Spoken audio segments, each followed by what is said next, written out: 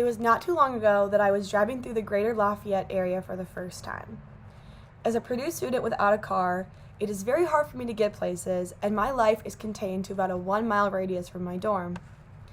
It was on this night that I had miraculously convinced one of my friends to take me to the Tippecanoe Mall. It was upon leaving the Purdue campus that I realized that we live in what I like to call the Purdue bubble. Upon entering downtown Lafayette, you notice the beautiful restaurants, the updated areas, and all the active people. However, as you continue driving into the Lafayette area is when you begin to realize the rusted basketball hoops, the cracked parking lots, and the rundown houses. As we were driving to the mall, the most impactful sight for me was seeing a homeless man sleeping on a church's steps when it was about to rain. According to the U.S. Department of Housing and Urban Development, 580,000 people were homeless on a single night, which is a 2.2% increase from 2019. The broad issue of homelessness in the greater Lafayette community is in part caused by lack of access to proper educational support and the excess of substances and substance abuse, which defines the metropolitan area. Two causes of homelessness in the greater Lafayette area are lack of educational support and substance abuse. In today's presentation, Amanda will be explaining the impact of education, or lack thereof, on homelessness. Nathan will be explaining the effect of substance abuse on homelessness, and Ian will be presenting potential solutions and action being taken to combat this issue. And finally, Dimitri will be closing the presentation. All right, so like Emma was saying, education is a big contributor to homelessness.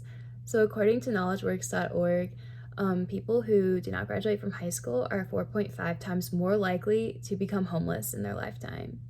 In addition to this, according to rawhide.org, which is an organization that is dedicated to serving homeless people and to helping them, regain stability, about 40% of the homeless population is under the age of 18. And if you can see these graphs right now, you can see that the range of children that are homeless is continuing to increase.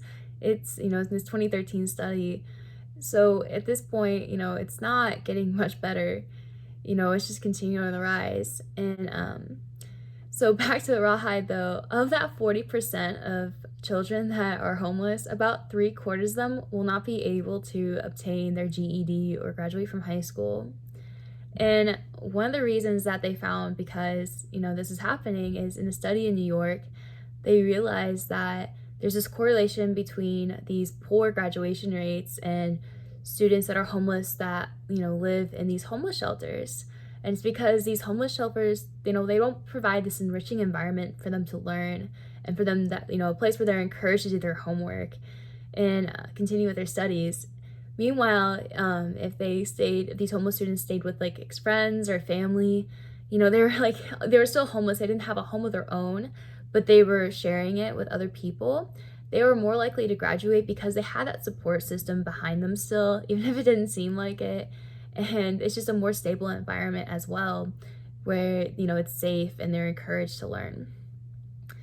Also, another issue with homeless students and children is that they're constantly moving around. That's just the lifestyle of it. They have to find places for them that are safe and where they can grab food, or where if their parents are working, they have to move where their parents are working. That's just how it goes.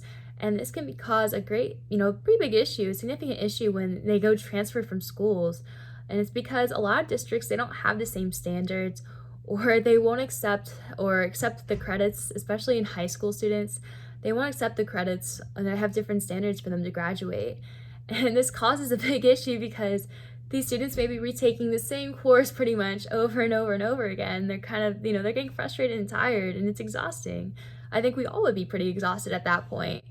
And so right now what's put into place is something called Every Student Succeed Act, and or what they also abbreviate it to, the ESSA.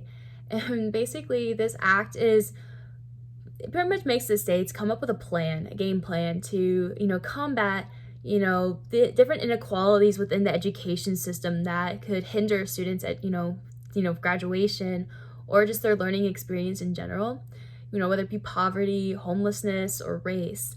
And So, despite all these efforts and despite the different plans that Indiana has put into place, there's still a lot of homeless people here, and a lot of portion of them are children.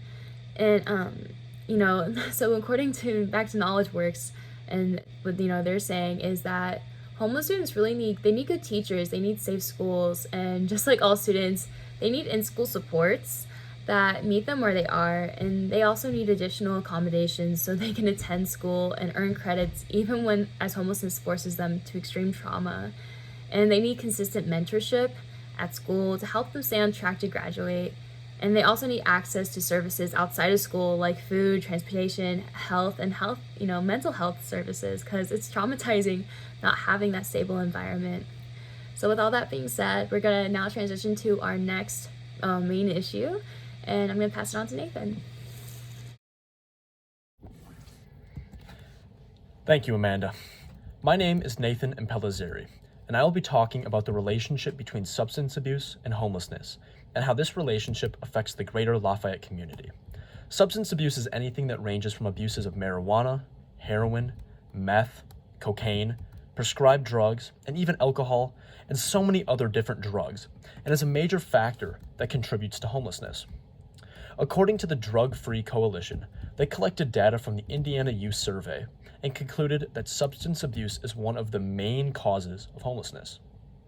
To further this understanding, a 2008 survey asked 25 cities for their leading causes of homelessness. The results were shocking, but ultimately expected. As the National Coalition for the Homelessness states, substance abuse was the single largest cause of homelessness for single adults. So there you have it. Substance abuse and homelessness have a direct positive relationship with one another, meaning if substance abuse goes up, so does homelessness. So then this begs the question, how does this affect the greater Lafayette community? Well, let's start with the youth. According to the Tippecanoe County Community Health Needs Assessment in 2016, 1 in 3 high school seniors have used alcohol in the last 30 days. Another statistic demonstrates an increase of 8% in the number of marijuana users in high school, from 7.4% to 15.4%. Additionally, there have been 22 deaths by college students related to prescribed drugs and 65 cases of active heroin users who overdosed. If you look at the diagram here, you can see the increase in heroin cases from 2012 to 2015 and see how those cases have been exponentially increasing. These statistics tell us a lot about the future homelessness in Tippecanoe County as substance abuse levels continue to rise. And as I mentioned earlier, an increase in substance abuse will result in an increase in homelessness.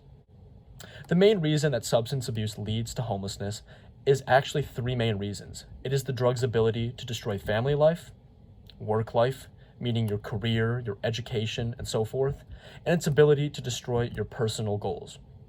According to Teen Health, they state, because of the way these drugs work on the brain, they affect the ability to make healthy choices and decisions. These drugs that the youth are indulging in will have negative consequences later in life and go back to those 3 main points that it could wreck your family life, your work life, and your personal life. All in all, substance abuse is a main cause of homelessness. And with regards to Tippecanoe County, we should be concerned with the increasing levels of substance abuse. Thank you for your time. I will now hand this presentation over to Ian, where he will discuss the existing solutions to this problem and what can potentially be done to fix it in the future. Thank you.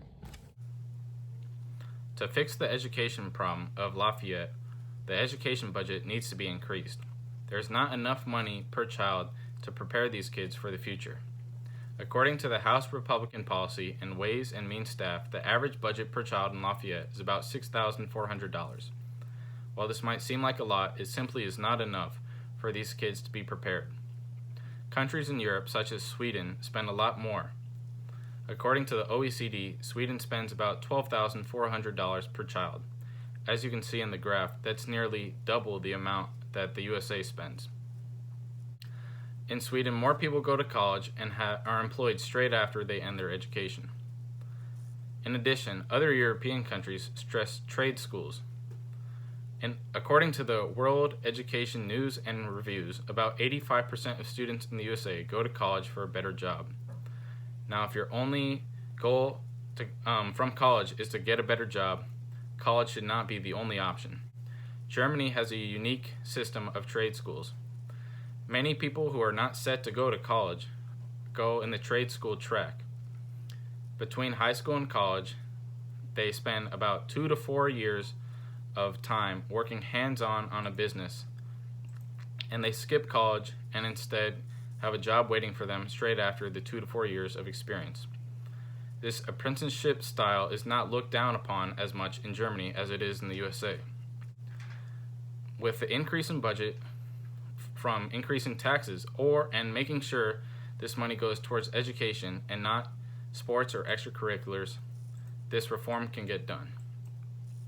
To fix the substance abuse problem in Lafayette, decriminalizing drugs may be the solution. This will focus more money on helping those with the problem instead of charging them and imprisoning them. According to drugpolicy.org, when drugs were decriminalized in Portugal, HIV cases dropped by 20-fold, AIDS cases dropped, 60% more people got treatment, and less people were in jail. As you can see in the graphic, fewer people are incarcerated for drugs, but this number does not drop to zero, as people with serious offenses can still be incarcerated. However, this steep decline in number allows for more people to get proper treatment. Additionally, with drug decriminalization, the stigma around substance abuse will change, and people will be more willing to come out and seek help. Now that you know possible solutions to the main issues of a lackluster education and substance abuse, here's Dimitri to review homelessness as a whole in the greater Lafayette area. Now that you know the main causes for homelessness in the greater Lafayette community and what can be and is being done to solve these problems, the overarching problem should be illuminated to you. To restate, homelessness in the greater Lafayette community is mainly caused by a lack of educational support and the overabundance of substances and substance abuse which defines the community. As we've seen, investment in the education system is one of the key factors in combating homelessness. Additionally, substance abuse is a major problem, and not until we can solve this problem at its core will we see homelessness start to decrease. As we've proposed, a potential solution for solving the education problem is either reallocating funds or increasing taxes in the greater Lafayette community to put them back into the educational system to provide more learning for the general population. As for substance abuse, we provided the decriminalization of substances, which is shown to work in Europe and the Netherlands. As for what is already being done, one of the prime examples is the LTHC, or the Lafayette Transitional Housing Center. So basically what they do is they take in the homeless, give them somewhere to live, and get them back into working and back into functioning members of society. Through my fraternity, I had the pleasure of actually volunteering at LTHC by serving breakfast. And as I volunteered there, I realized that these people really weren't much different than us, and they were conscientious. As human beings, we should have the willingness to support these people just as we would want the support if we were in their situation. Thank you, and thanks for watching.